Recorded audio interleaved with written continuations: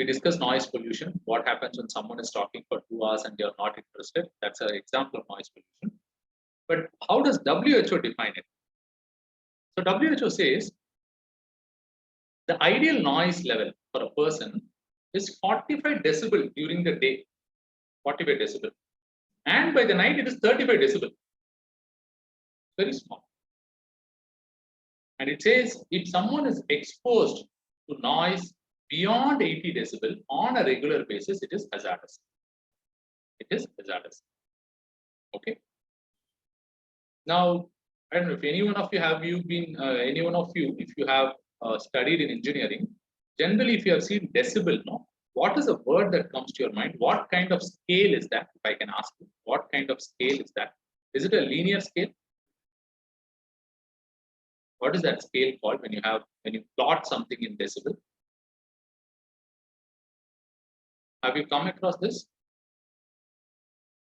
Logarithmic scale. Logarithmic scale. So decibel is plotted on a logarithmic. Yeah, Vaibhav, correct. It's a logarithmic scale. So in logarithmic scale, again, there are two types of logarithmic scale. One kind of logarithmic scale where between one digit and the next, that is 1 to 2, 2 to 3, it doubles. In another kind of logarithmic scale, it increases by a factor of 10.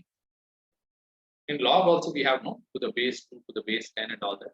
We'll not go into so much detail, but logarithmic scale is of two types. So what this means is, in noise, if a noise is 60 decibel and the next noise that you hear is 70 decibel, it does not mean under normal condition what will be? What will you say? One is 70 decibel and one is 60 decibel. So you will say that the 70 decibel is 10 decibel more than 60. If I multiply it, I'll get 16.6% higher. This if it were a linear scale. But in a logarithmic scale, 70 decibel is equal to 2 times of 60 decibel. Will you be able to remember this? That's all. It's not 16.5%. Then it becomes a linear scale. In noise, the noise is measured as a means of energy. So it's a factor of 2. Logarithmic scale. Actually, this reminds me, have you come across any other logarithmic scale to measure something else? Any other logarithmic scale? pH is also logarithmic. Excellent. Richter is a logarithmic scale. Earthquake, Richter. But there, Richter is even more powerful. Richter comes under this category. 10 means if an earthquake is 7 and another earthquake is 8, it does not mean 8 minus 7 by 7. It does not mean 1 by 7. No. It means 8 Richter is 10 times more powerful than 7 Richter. 8 Richter is 10 times more powerful than 7 Richter. Now, if that's the case, you tell me there is one earthquake which is 7 on the Richter scale. Another earthquake, I'm just saying, God forbid it never happens, but another Richter earthquake which is 10 on the Richter scale. So how much powerful do you think is 10 vis-a-vis 8, vis-a-vis 7? How much more powerful is this? Can someone tell me? On the Richter scale, one earthquake is 7, another is 10. So if it is a linear scale, we'll say 3 by 7. We'll say that much powerful. But here, how is it? How much more powerful it is? It is 10 power 3, 1,000 times more powerful. Why? Because 7 to 8 is one factor of 10. Then 8 to 9 is another factor of 10.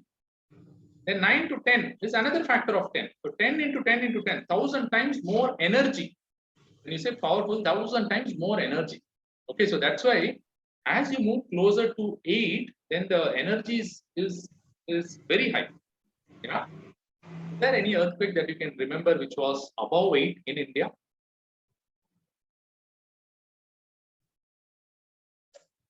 They are not very frequent, thankfully. But in India, we have come close to 8 Richter or even crossed 8 Richter. Once it has happened in a place called Uttarkashi in Uttarakhand. That was 90s, early 90s. Then you had the Bhuj earthquake. You remember 2001 Bhuj earthquake? Yeah, Kutch. That was above 8.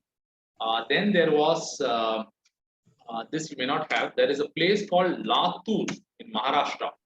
Latur, Osmanabad. These were the two places that were hit by an earthquake, again in the early 90s. And very surprisingly, there was an earthquake. I don't know if you have seen while studying modern India. There was an earthquake. I'm sorry, not 18. Please ignore that. 1934, there was this Bihar earthquake. Does anyone remember this? 1934. Yeah. So at that time, I think even Mahatma Gandhi had made some comments about the earthquake, which did not go well with many people. But there was an earthquake in Bihar. So India is not new to earthquakes. And why will it not be? The entire Himalayan region is considered under zone 4 or zone 5. There are parts of Himalaya which have come under zone 5. Okay.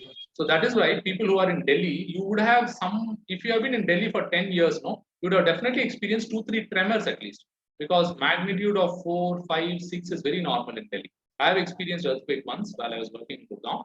So you would have experienced an earthquake if you are in Delhi or some places to the north of Delhi. Okay.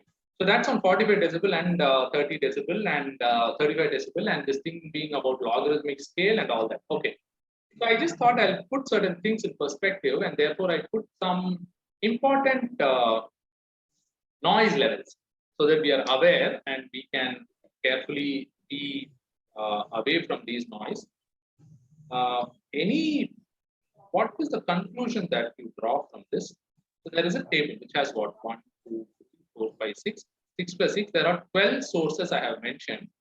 So some kind of a data interpretation for you. According to you, what is the most significant data interpretation in this table? If you can see and if you can tell me any significant data interpretation. It's a very vague question, because what is significant? TB increase is more damaging than it seems. Okay.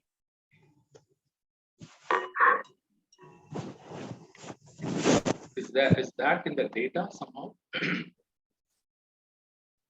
So okay, I'll not take much of your time. Let me just say one thing that I observed and then I later kind of correlated was excellent space vehicles. What else, Nigar? I was about to say that space vehicle is maximum intensity. What else did you observe? So what is interesting is, look at these three. Aircraft. Yeah, those things which fly, they are the ones which make the maximum noise, as a simple rule. Yeah, aircraft, jet engine, space vehicle. And it's understandable also, they have this powerful jet engines, or space vehicles have their own powerful engines, and they are the ones which produce, they have to produce a lot of thrust, therefore they have to produce a lot of energy, and some part of energy gets translated into noise. Okay. Now, what are all the impacts of noise pollution? What are the impacts of noise pollution? It's well documented, especially for people who work in industries which have high noise levels. Yeah. Has anyone of you worked in any industry which has a high noise level? Anyone of you has worked? Some of you may have worked in IT, I know, but anyone has worked in the brick and mortar, as they call it, brick and mortar industry? No. Okay. So I used to work in a power plant, and when we used to go close to the machines, it was mandated for us. It would be a non-compliance if we did not do. It was mandated for us, one, to wear a helmet, which is also called as a crash helmet, and the other was a ear muffler. Used to be called as a ear muffler. Have you seen these? At least I've not seen it in Chennai, but if you have seen in Delhi, so you have this very important gentleman who you find usually in the winter. Do you know whom I'm referring to? Have you come across this guy? DJ? Yeah. So why did I say that you find this guy usually in the winter and not so much in summer? Maybe in summer also he's there, but I see him more frequently in winter. And the reason is, usually winter is the marriage season in Delhi. That's what I could gather. You know?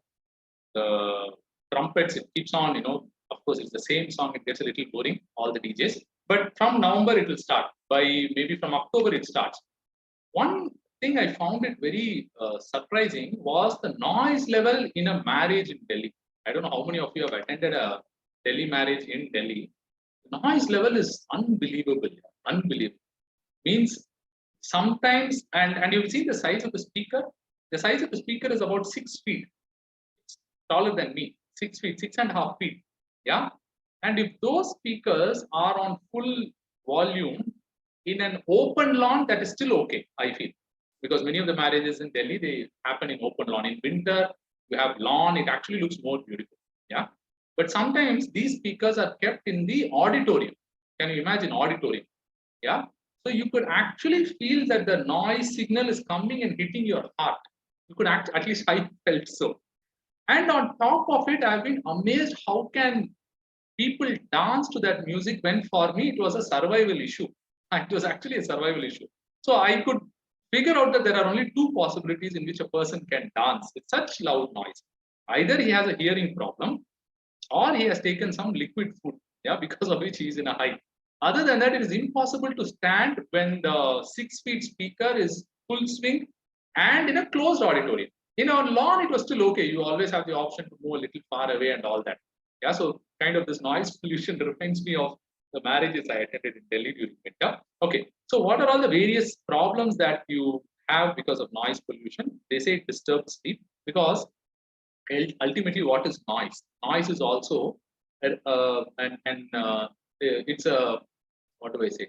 It's a radiation, yeah, and it goes into your ear, and through your ear it can impact certain nerves of your brain also.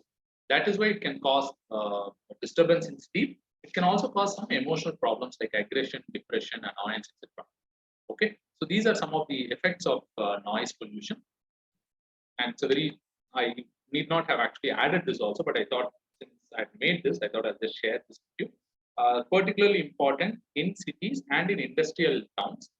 And yeah, so this is what it is. And on a related part, I don't know, there are some jobs where you have to be on the call for a long time. Yeah, for example, call centers.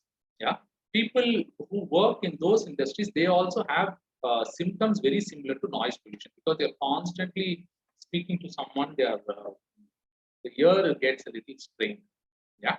So they are the ones who experience the impact of noise pollution, even though they are not hearing above 80 decibel. They are not hearing about 80 decibel. But in terms of the duration of exposure to the noise, the duration is very